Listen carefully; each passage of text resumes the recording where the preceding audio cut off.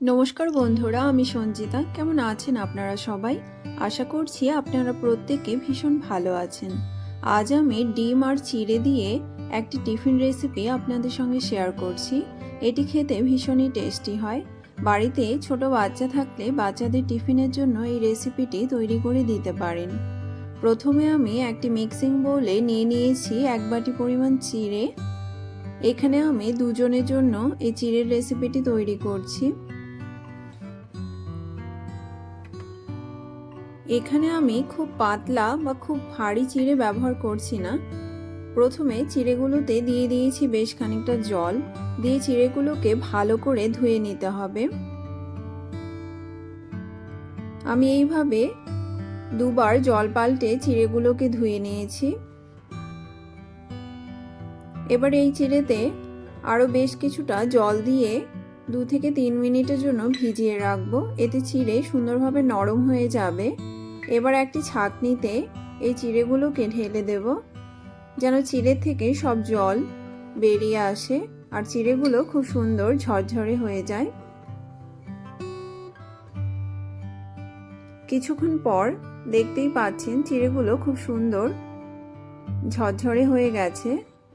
এবার গ্যাসে একটি ফ্রাইং প্যান বসিয়ে দিয়েছি। ফ্রাইং প্যান গরম হয়ে গেলে এতে দিয়ে দিয়েছি কিছুটা সাদা তেল। তেলকে হালকা গরম করে নিয়ে এতে 2টো ডিম ভেঙে দিয়ে দিয়েছি।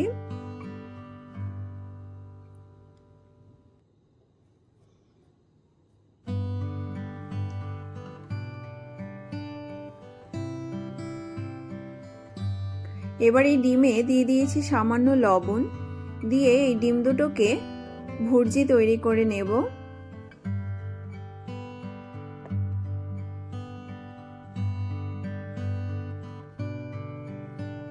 গ্যাসের ফ্লেমকে কমিয়ে কিছুক্ষণ ভেজে নিলেই ডিমের ভুর্জি তৈরি হয়ে যাবে।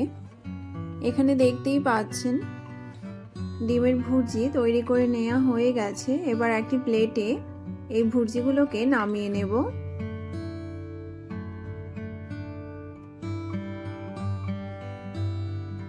এবার এই ফ্রাইং প্যানেই দিয়ে দিয়েছি আরও কিছুটা সাদা তেল, দিয়ে এই তেলের মধ্যে দিয়ে দিয়েছি সামান্য গোটা জিরে।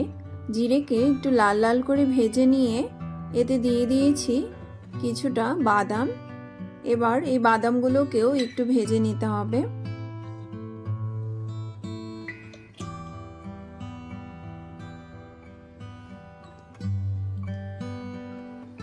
বাদামকে ভেজে নেওয়া হয়ে গেলে এতে দিয়ে দিয়েছি কুচনো একটি মাঝারি সাইজের পেঁয়াজ।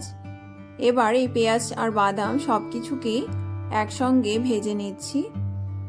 পেঁয়াজ যখন নরম হয়ে আসবে তখন এতে দিয়ে দিয়েছি চিড়েগুলোকে।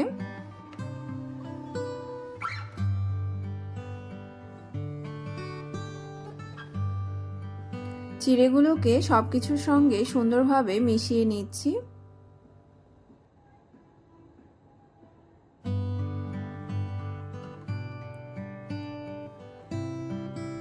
এবার এতে দিয়ে দিয়েছি স্বাদমতো লবণ, দিয়েছি সামান্য হলুদ গুঁড়ো, সামান্য লাল লঙ্কার গুঁড়ো, আর এখানে দিয়েছি হাফ চামচ চিনি, দিয়ে আবারও সবকিছুকে মিশিয়ে নিচ্ছি।